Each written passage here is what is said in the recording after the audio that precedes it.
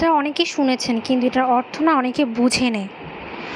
গবরে পদ্মা ফুল ফোটে। পদ্মা ফুল কিন্তু অনেক সুন্দর আর একটা পবিত্র একটা জিনিস, তাই না?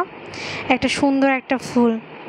এখন আমার কথা হচ্ছে গবরে যদি পদ্ম ফুল ফোটে তাহলে আমি, আপনি বা আমার মতো যারা আছে তারা কেন আমরা কোনো কিছু করতে পারবো না তাদের জীবনে?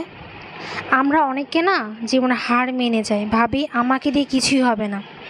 কিন্তু একবার আমরা চিন্তা করি না যে প্রত্যেকটা মানুষের মধ্যে কোনো না কোনো খারাপ ভালো গুণ থাকে, তেমন আপনার আমার মধ্যে অবশ্য ভালো খারাপ গুণ আছে।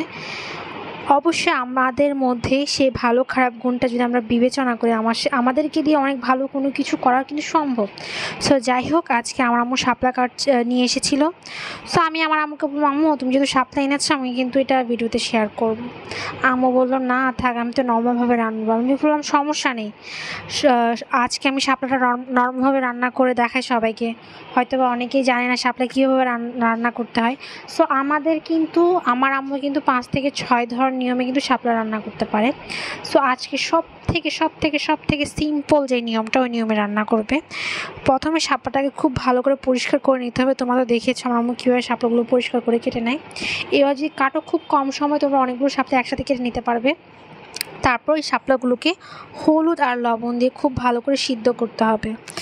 খুব ভালো বলতে একদম যতক্ষণ পর্যন্ত একদম নরম না হয়ে যায় ততক্ষণ পর্যন্ত সিদ্ধ করতে হবে।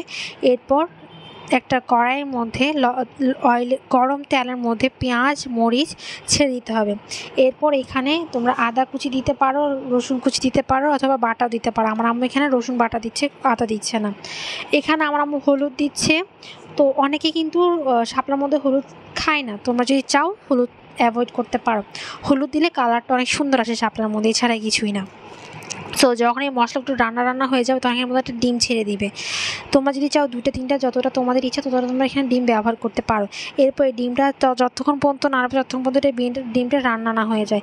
যখন এই ডিমটা একটু রান্না হয়ে যাবে তখন এর মধ্যে সিদ্ধ করা যে শাপলাটা ছিল ওই শাপলাটা ছেড়ে দিবে। এই দেখতেই পাচ্ছ ঠিক এভাবে ছেড়ে দিবে শাপলাগুলো ছেড়ে দেওয়ার পর আস্তে আস্তে নাড়তে থাকবে। আমরা এটাকে নাড়বো 5 থেকে 10 মিনিট পর 30 মিনিটের মধ্যে শাপলার রেসিপিটা একদম রেডি হয়ে যাবে। শাপলাটা রান্না করা খুবই সহজ। এটা অনেকভাবে রান্না করা যায়। ইলিশ মাছ দিয়ে রান্না করা যায়, নর্মাল মাছ দিয়ে রান্না করা যায়, চিংড়ি মাছ দিয়ে রান্না করা যায়, এমনি নারকেল দিয়ে রান্না করা যায়। তোমরা যেভাবে খুশিভাবে রান্না করে নিতে পারো। এরপর আমার আম্মু এখানে একটু ধনিয়া পাতা দিয়ে দিচ্ছে। তারপর এটা আমার পরিবেশনের পালা। এটা তোমরা অনেকভাবে খেতে পারো, রুটি দিয়ে খেতে পারো, পরোটা দিয়ে খেতে পারো, বা তোমরা যদি চাও চিতই পিঠা দিয়েও খেতে পারো। আজকে আমি এটা গরম ভাত দিয়ে খাবো, যেহেতু এটা আমাদের দুপুরের জন্য করা হয়েছিল। সো এটা একটু আনকমন রেসিপি ছিল, তাই তোমাদের সাথে শেয়ার করি। আল্লাহ হাফেজ।